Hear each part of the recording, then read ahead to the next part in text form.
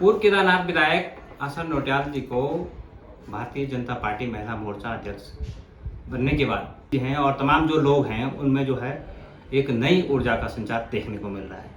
किस तरह से वो इस कार्यभार को संभाल रहे हैं, हमारे साथ खुद मौजूद हैं। मैडम, सबसे पहले तो आपका चैनल में स्वागत है।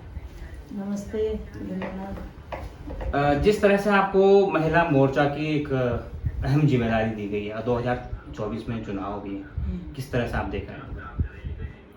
देखिए, महिला मोर्चा उत्तराखंड की एक आधी आबादी है जिसकी जिम्मेदारी पार्टी ने हमको दी है।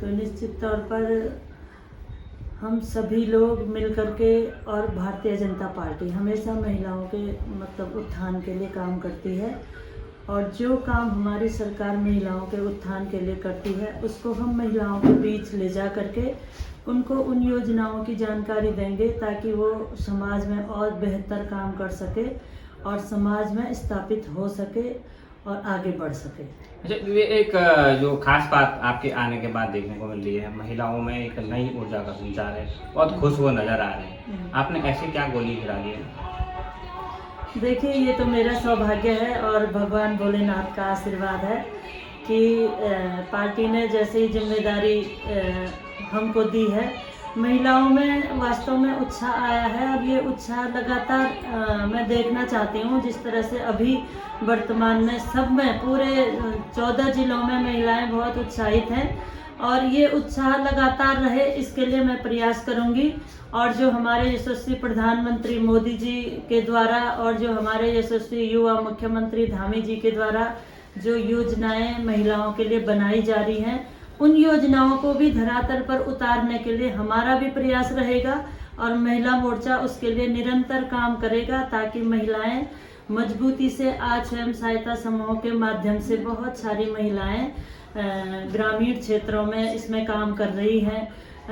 NGOs के माध्यम से बहुत सारी बहनें हमारी काम कर रही हैं, तो उनको भी देखेंगे कि उनको क्या दिक्कतें हैं। वो स्वयं सहायता में यदि वो काम कर रही हैं, सेल्फ हेल्प ग्रुप में, तो उनको वहाँ पे काम करने में क्या दिक्कतें आ रही हैं, उन दिक्कतों को समझ करके हम सरकार तक पहुँचाने का काम करेंगे।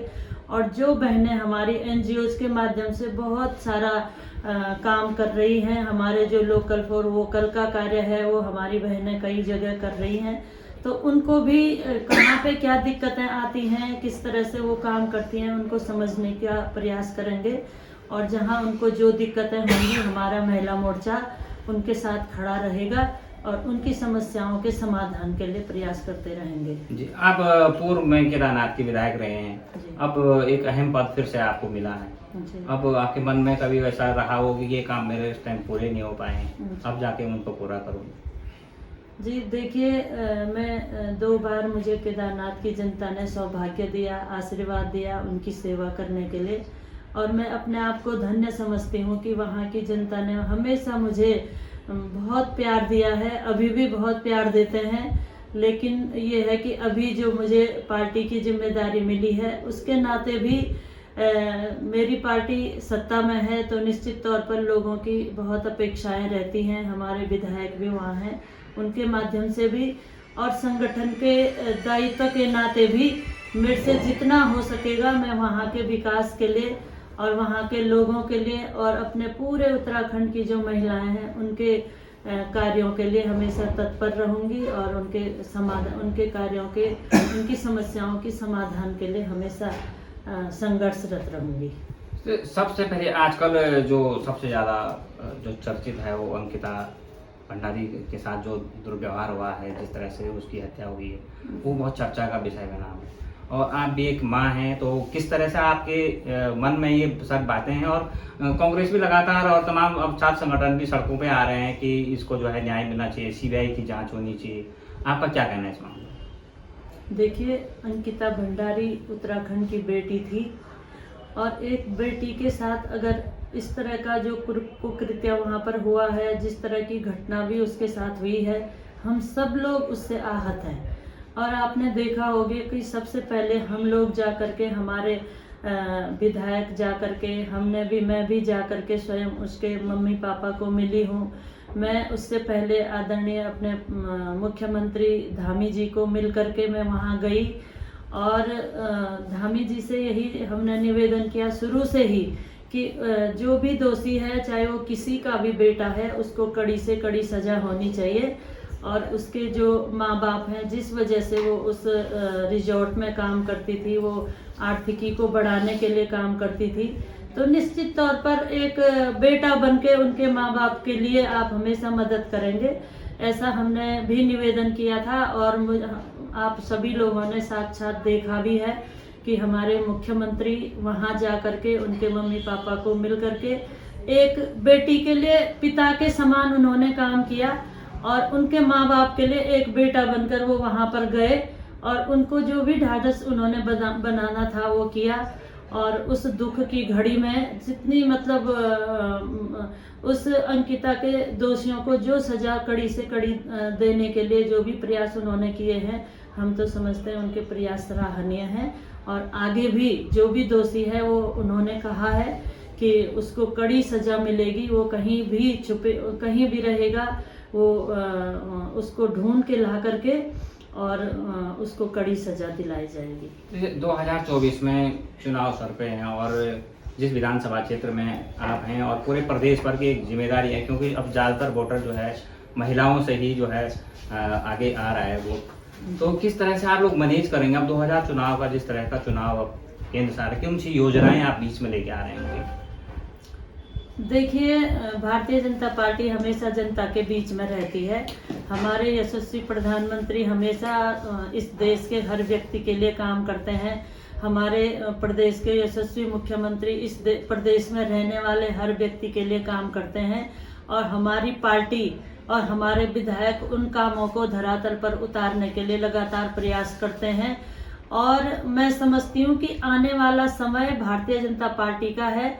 देश में ऐसा प्रधानमंत्री, हम सबका सौभाग्य है कि ऐसा नेतृत्व इस देश को मिला है जो आज विश्व में भारत की एक ऐसी मतलब भारत को सर्वोच्च स्थान पर ले जाने के लिए जिस तरह से वो प्रयास कर रहे हैं, तो उसमें हम सब भी गिलहरी की तरह भूमिका निभाएं, तो निश्चित तौर पर हमारा देश पुनः विश्व गुरु बन सकता है, हमारा देश पुनः सोने की चिड़िया बन सकता है।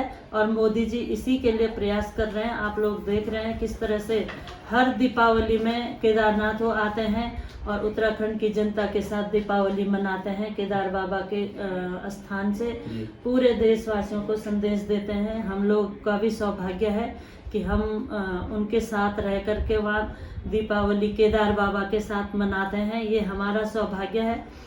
और अभी आपने देखा कि महाकाल में किस तरह से उन्होंने इतना भव्यता वहाँ पर भव्य स्वरूप वहाँ का हो गया। काशी में आप लोग देख रहे हैं, अयोध्या आप लोग देख रहे हैं, केदार बद्री आप लोग देख रहे हैं। तो मतलब एक ऐसा व्यक्तित्व देश में हमारे पास है, तो निश्चित तौर पर महिला तो भक्तिमय होती हैं। महिलाएं तो चाहती हैं कि मतलब हमारे जो धार्मिक स्थल हैं वो बहुत अच्छे रहे, ताकि वो जा कर के अपनी मतलब वहाँ पर पूजा अर्चना कर सके। तो निश्चित तौर पर महिलाएं मोदी जी से जुड़ी हैं, हमारे युवा भी मोदी जी से जुड़े हैं, क्योंकि वो भी इस देश को परम वैभव की तरफ देखना चाहते हैं। तो निश्चित तौर पर युवा भी मोदी जी के साथ और भारतीय जनता पार्टी के साथ जुड़े हैं। अच्छा, मतलब एक लास्ट सवाल ये है कि जो बद्रीनाथ में आपका मास्टर प्लान बन रहा है, मोदी जी का एक ड्रीम प्रोजेक्ट है, उसमें जो है जो वहाँ के लोकल लोग हैं वो बोल रहे हैं कि हमको जो है पूछ के नहीं करा जा रहा है और तमाम जो है उनको परेशानियाँ हो रही है। देखिए, पूछ के तो कोई भी काम होता है स्थानीय लोगों का, जहाँ पर हक हकूक होता है, जो भी उनकी वहाँ पे संपत्ति होती है उनके साथ मिल बैठ के ही काम होते हैं। प्रशासन के लोग स्थानीय लोगों से जिनकी संपत्ति रहती है, जिनका व्यवसाय रहता है, जिनका रोजगार रहता है, उन लोगों से मिलकर ही काम करते हैं।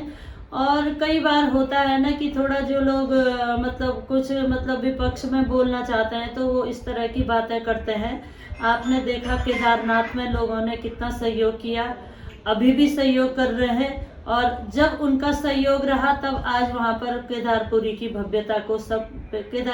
भव्यता सबको देखने को मिल रही है। तो इसी तरह से बद्रीनाथ में हो सकता थोड़े से लोगों को दिक्कत भी हो रही हो, लेकिन कुछ नया होता है तो परेशानियां भी होती हैं। तो मुझे ये लगता है कि जब वहाँ की भव्यता कुछ समय बाद देखने को मिलेगी तो सबको ये लगेगा कि हमारा सौभाग्य है कि ऐसा नेतृत्व हमको मिला, जिसने इतना मतलब आने वाले 100 साल के लिए भी वहाँ पे एक प्लान किया जा रहा है कि आने वाले समय में जितनी संख्या में यहाँ पे यात्री आएंगे उस स्वरूप को अभी से तैयार किया जा रहा है। तो निश्चित तौर पर सौभाग्य सभी का है। तो ये थे हमारे साथ भारतीय जनता पार्टी महिला मोर्चा के अध्यक्ष आशा नौटियाल, जो पूर्व केदारनाथ विधायक भी हैं। इनका साफ तौर पर कहना है कि मोदी जी का जो ड्रीम प्रोजेक्ट है और जिस तरह से वो काम यहाँ पर कर रहे हैं, उससे 2024 की जो रणभेरी होगी और जो जिस तरह का जो चुनाव रहने वाला है वो जो है भारतीय जनता पार्टी के पक्ष में ही रहेगा। भानु प्रकाश नेगी, हिमवंत प्रदेश न्यूज, देहरादून।